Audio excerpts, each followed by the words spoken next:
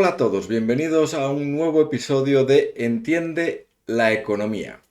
Imagina que mañana te dicen que solo puedes tener un activo de inversión en toda tu vida, sin ningún tipo de diversificación, sin ningún cambio, un único instrumento financiero a mantener durante décadas. ¿Cuál elegirías? Bueno, pues vamos a intentar responder a esta pregunta analizando las rentabilidades de largo plazo de distintos activos, sus volatilidades, sus mayores caídas y en cuánto dinero pues podríamos haber conseguido si hubiéramos invertido en estos activos hace años. Adelanto una idea. No siempre máxima rentabilidad va a ser la mejor opción para nosotros. Veamos con más detenimiento todo esto. Si analizamos este gráfico de rentabilidades a 10 años, en concreto de los últimos 10 años de los siguientes activos, pues podemos ver que la plata ha tenido una rentabilidad de 5,5%, insisto, interanual a 10 años. La vivienda en Madrid ha obtenido una rentabilidad de aproximadamente el 7% anual. La inversión en el índice MSCI Mercados Emergentes, algo menos del 8%, el MSCI ACWI el 11,5%, el oro un 12%, MSCI World un 12,5%, el MSCI World Quality un poco más, un 13,5%, al igual que el Standard Poor's 500. El Nasdaq 100 ha permitido obtener un 18,5% y el Bitcoin ha permitido obtener en la última década un 80% anualizado, de hecho, un poco más. Si solo analizamos la rentabilidad, está claro que Bitcoin ganaría de calle, al menos en los últimos 10 años. Pero no todo es rentabilidad, porque como veremos después, acompañando a esta alta rentabilidad tendremos también una alta volatilidad y unas altas caídas, unas fuertes caídas. Y eso puede hacer que la inversión en Bitcoin no sea apta para todos los estómagos. Es necesario tener mucha sangre fría o, si lo prefieres, un estómago de titanio. Si tú no tienes ese estómago de titanio, entonces quizás la inversión en un Nasdaq 100, en un Standard Poor's 500 o un MSCI World Quality pues podrían ser también interesantes a la vista de este gráfico. Pero quizás tú piensas invertir durante más de 10 años y entonces quieres tener referencias de periodos más largos. Veamos lo que pasa con la rentabilidad si la analizamos en los últimos 20 años. En este nuevo gráfico, lo primero que vemos es que no está Bitcoin. Evidente porque Bitcoin no tiene todavía 20 años de historia, tiene aproximadamente unos 16, ¿no?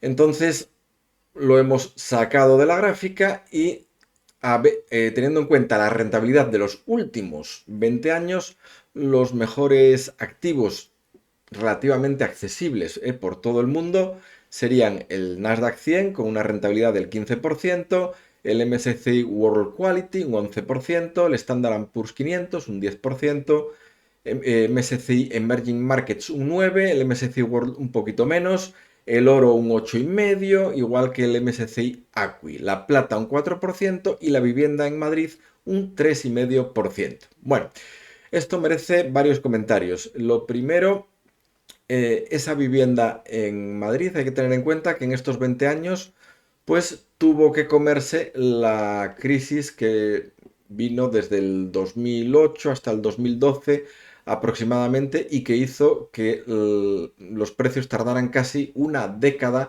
en recuperar los valores previos a esa crisis, ¿no?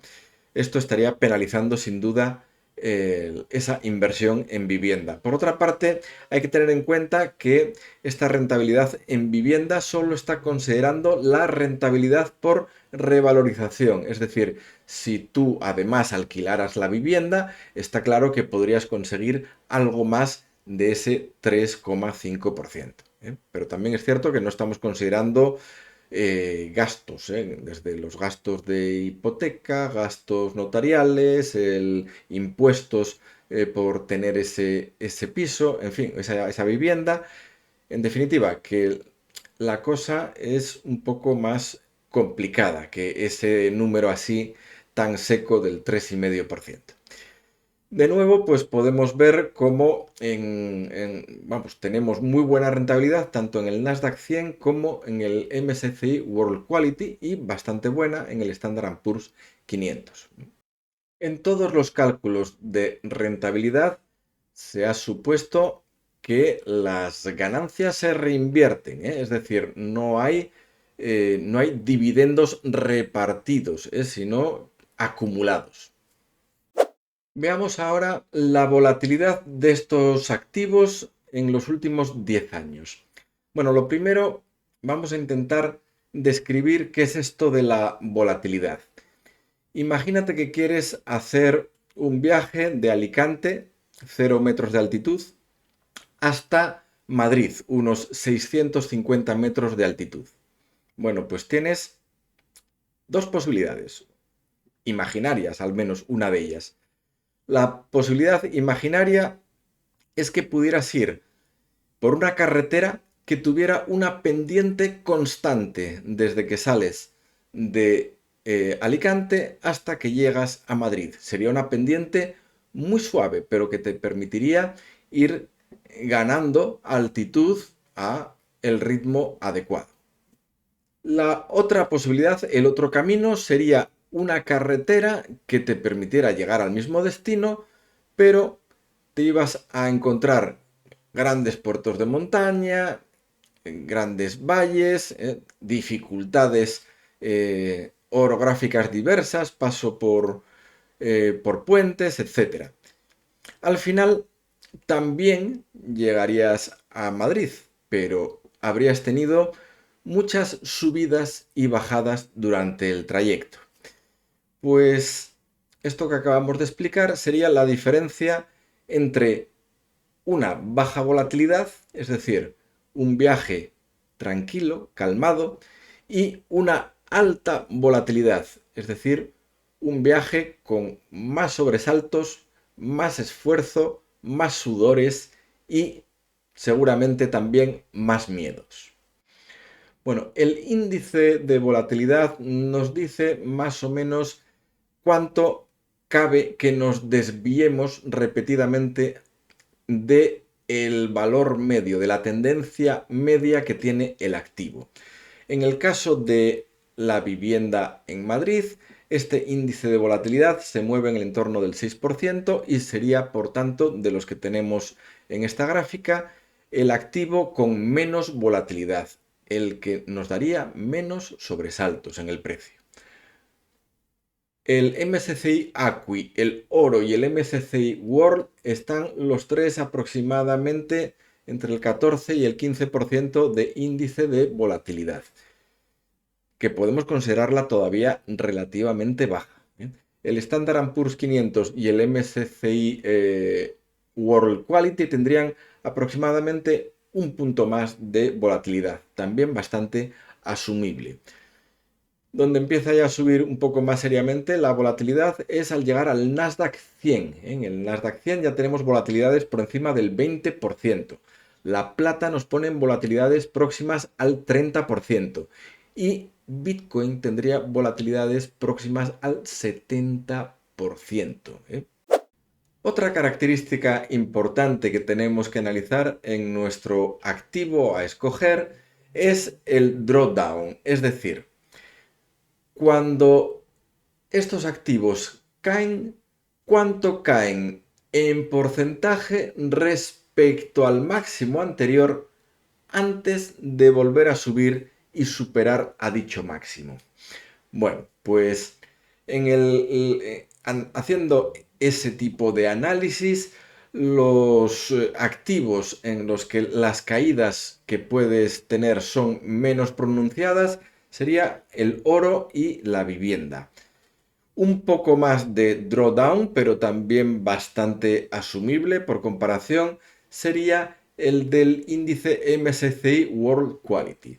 Algo mayor sería el del Standard Poor's 500 y ya, bueno, ya dando un escalón en este drawdown considerable tendríamos el MSCI World y el MSCI ACWI.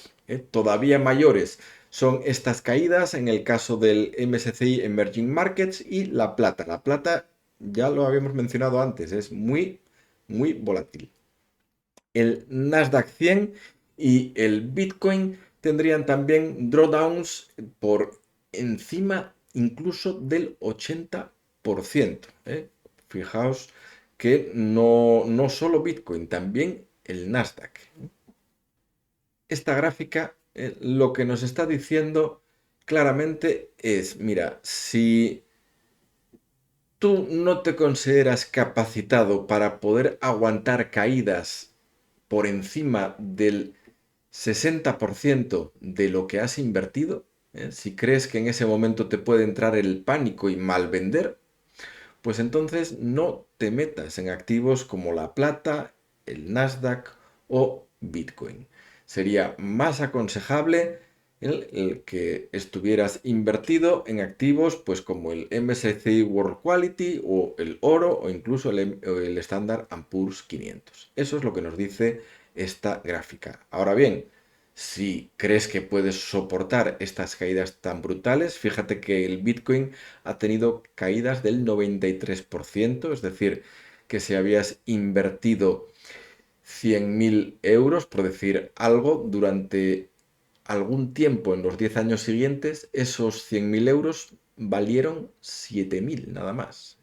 Si crees que puedes soportar eso, e incluso en los peores momentos ser consciente de que en algún momento eso va a remontar y no se va a ir a cero, pues entonces adelante, invierte en este tipo de activos de riesgo, porque la rentabilidad merece la pena, pero si no crees que vas a poder aguantar psicológicamente esa situación, pues olvídate de los activos que están más abajo en esta gráfica. Bueno, entonces, teniendo en cuenta todo lo anterior, ¿cuáles serían los activos más equilibrados en rentabilidad-riesgo? Pues los que salen como más equilibrados de todo lo anterior son el Standard Poor's 500 y todavía un poquito mejor el MSCI World Quality, al menos si analizamos 20 años. Vamos a hacer un ejercicio de imaginación. Suponte que hace 10 años hubieras invertido 100.000 dólares en estos activos. ¿Cuánto dinero tendrías ahora? Bueno, pues si hubieras invertido 100.000 dólares en plata hace 10 años, a día de hoy, esa plata valdría 180.000. Es decir, pues habrías tenido una revalorización del 80% en 10 años. Bueno, no está mal, ¿eh? Desde luego muchísimo mejor que haber dejado ese dinero parado en el banco, pero tenemos opciones mejores. Si hubieras invertido en la vivienda, pues el valor de esos 100.000 ahora sería 200.000. Si hubieras invertido en mercados emergentes, 215.000. Si hubieras invertido en el MSCI ACWI, recuerdo que el índice MSCI ACWI es una especie de fusión entre los índices MSCI World y mercados emergentes, ¿de acuerdo? Bueno, pues el MSCI ACWI que bueno, invierte en empresas de prácticamente todo el mundo, te habría dado 300.000 dólares, es decir, habrías triplicado la inversión inicial. En oro habrías conseguido todavía un poco más, 310.000 dólares. En el MSCI World un poco más, 320.000 dólares. En el MSCI World Quality un pellizquín más, 370.000 dólares. Lo mismo que si hubieras invertido en el Standard Poor's 500.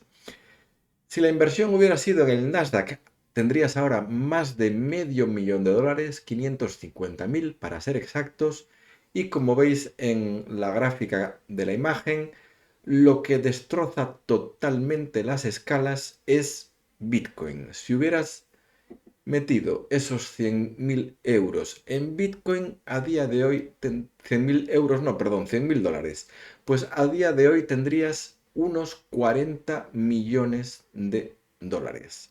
Ahí es nada.